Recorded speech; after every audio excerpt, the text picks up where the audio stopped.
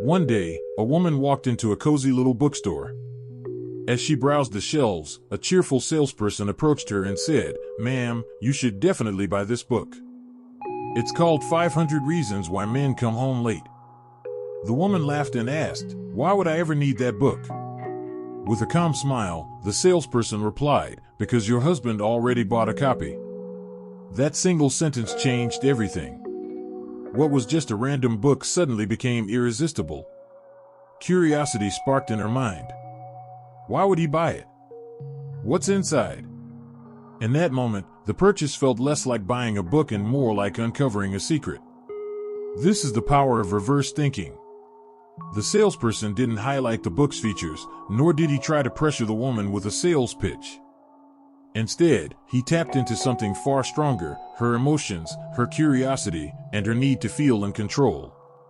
In business and in life, we often try to persuade others by giving reasons, listing benefits, or explaining logic. But people rarely make decisions based on logic alone. More often, it's about how they feel. By flipping the script and approaching from an unexpected angle, the salesperson created a powerful emotional hook. The lesson is clear: don't always push harder in the obvious direction. Sometimes the smartest move is to step aside and look from a different perspective. Reverse thinking doesn't just apply to selling books, it applies to solving problems, influencing people, and even handling challenges in life. After all, the best way to win someone over isn't by force. It's by sparking curiosity, shifting perspective, and letting them feel the decision is theirs. There was once a buffet restaurant facing a serious problem. Customers were wasting far too much food. Plates piled high, leftovers untouched, and the management grew frustrated. To solve the issue, they introduced a strict rule: anyone who wasted food would be fined $10,000. At first, the rule sounded reasonable. But the result was disappointing. Customers felt pressured and unhappy. Many stopped coming altogether. Business declined, and the atmosphere in the restaurant became tense. Later, the manager decided to try something different. Instead of punishing waste, he raised the price of dishes by $10,000 and announced a new rule: anyone who didn't waste food would receive a $10,000 reward. The outcome was completely different. Customers loved the new system. They felt encouraged, not punished. People began taking only what they could eat, waste disappeared, and the restaurant's business flourished unexpectedly. This story is a perfect example of reverse thinking. The problem itself hadn't changed, food waste was still the challenge, but the approach made all the difference. The first solution focused on punishment, which created resentment. The second solution focused on reward, which sparked motivation and positivity. In life, we often think the only way to correct behavior is through strictness or penalty. But human psychology works differently. People dislike feeling punished, but they are eager to feel rewarded. What seems like a small change in perspective can create a huge shift in results. The lesson is clear: if you want to influence others, don't make them feel like they are losing something. Make them feel like they are gaining. Whether in business, relationships, or personal growth, success often comes when you turn the problem upside down and look at it from another angle. The buffet story reminds us that creativity is not always about inventing something new, it's about rethinking what already exists. By choosing reward over punishment, the restaurant transformed failure into prosperity. So when you face challenges, ask yourself, am I pushing people away with pressure or inspiring them with opportunity? The answer might change everything. One day, an old monk asked his young disciple a difficult question. If you take one step forward, you will die. If you take one step backward, you will also die. What will you do?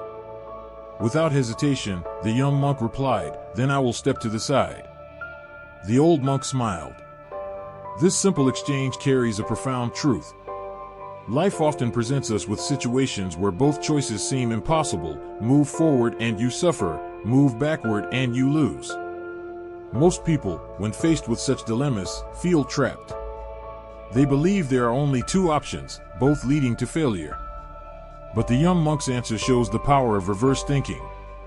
Instead of accepting a false choice between two paths, he looked for a third. He understood that when the road ahead seems blocked, there might still be another way, one that others fail to see. Life is full of challenges, setbacks, and moments when everything feels hopeless. We face failures at work, conflicts in relationships, or personal struggles that seem endless. In those moments, many people feel cornered, as if every choice will bring pain. But just like the young monk, we must learn to step aside, to look at problems from a new angle. Sometimes what feels like the end of the road is not truly the end. A different mindset can turn despair into hope, and obstacles into opportunities. Where one person sees a dead end, another sees a chance to explore a new direction. The lesson is clear: when you feel stuck, don't fight blindly between two bad options. Step back, breathe, and search for another path. Life is rarely as limited as it first appears. Hope often waits just around the corner for those willing to shift their perspective. One evening, a man was driving to the airport with his younger brother to pick up a relative. At a busy intersection, the light turned green, but the tricycle in front of them didn't move. The car behind them immediately honked loudly, over and over, filling the air with frustration. The younger brother rolled down the window, leaned out, and shouted angrily at the driver behind them, "Why are you yelling at us? Can't you see the road is blocked?" He was fuming, ready for an argument. But his older brother gently raised his hand to signal him to stop. Calmly, he lowered his own window, turned to the driver behind them, and said, "I'm sorry. There's a tricycle in front blocking the way. Let me check what's happening." Then he stepped out of the car, walked ahead, and found the tricycle driver distracted by his phone, completely unaware that the light had already turned green. After resolving the situation, the younger brother asked, "Why didn't you get angry? Clearly, the man behind us was wrong." The older brother smiled and replied, "What good would arguing do? Anger doesn't solve problems, it only creates new ones. If you can stay calm, you can find solutions." This story highlights a powerful truth: anger is instinct, but self-control is true strength. Anyone can lose their temper when provoked, but it takes wisdom and maturity to remain calm under pressure. The older brother wasn't always this way. In his youth, he too was quick-tempered and often clashed with others.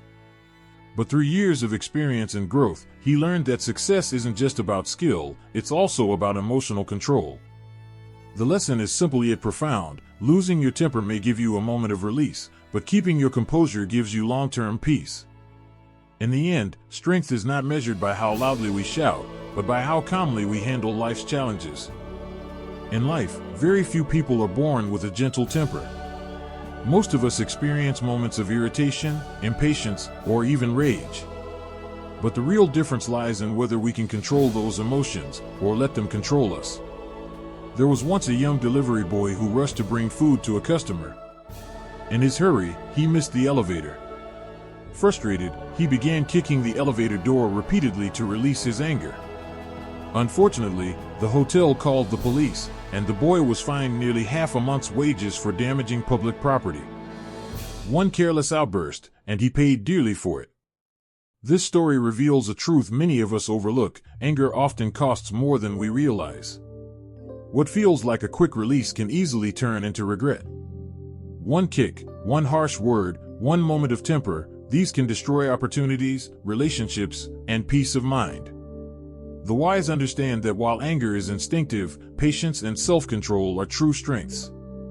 People with small capacities often have big tempers; those with great capacity learn to remain calm. This doesn't mean they never feel anger. Instead, it means they've trained themselves to master it rather than be mastered by it. Life will always bring unfairness, criticism, and misunderstandings. If you let every insult or challenge ignite your temper, you'll spend your days in endless conflict. But if you choose patience, you keep your power. There's a saying: when people mock you, deceive you, insult you, or laugh at you, just endure, ignore, and move forward. In time, you will see who truly wins. The lesson is simple: don't let anger steal your happiness or your future. Strength isn't in fighting back, it's in staying calm, opening your heart, and moving on with grace. The calmer you are, the luckier and happier your life becomes. Life is full of moments when people misunderstand us, criticize us, or even treat us unfairly. For many, the natural response is anger, arguing, defending, or lashing out. But there is a story from two ancient monks that teaches us another way. One day, the great monk Han Shan asked his companion Shirda a question. If people insult me, mock me, deceive me, laugh at me, hate me, or even betray me, how should I respond? Shirda calmly replied, just endure it. Be patient. Respect them. Ignore them. And after a few years, when you meet them again, you'll see who has truly won. This simple dialogue carries profound wisdom. It reminds us that anger, though natural, is one of the lowest instincts of human nature. Anyone can lose their temper. But it takes strength, maturity, and wisdom to remain calm.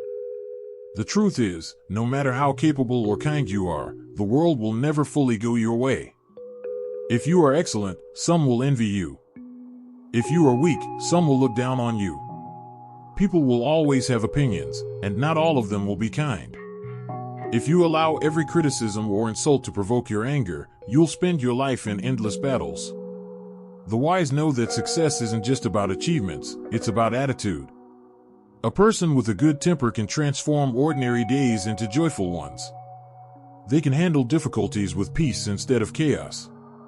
When you control your emotions, you protect your relationships, your opportunities, and your happiness. As the saying goes, 10 parts of life, 9 are not as we wish. But if we can smile and say, it's okay, this too shall pass, we will live lighter, freer, and happier. The lesson is clear. Patience and composure are not signs of weakness.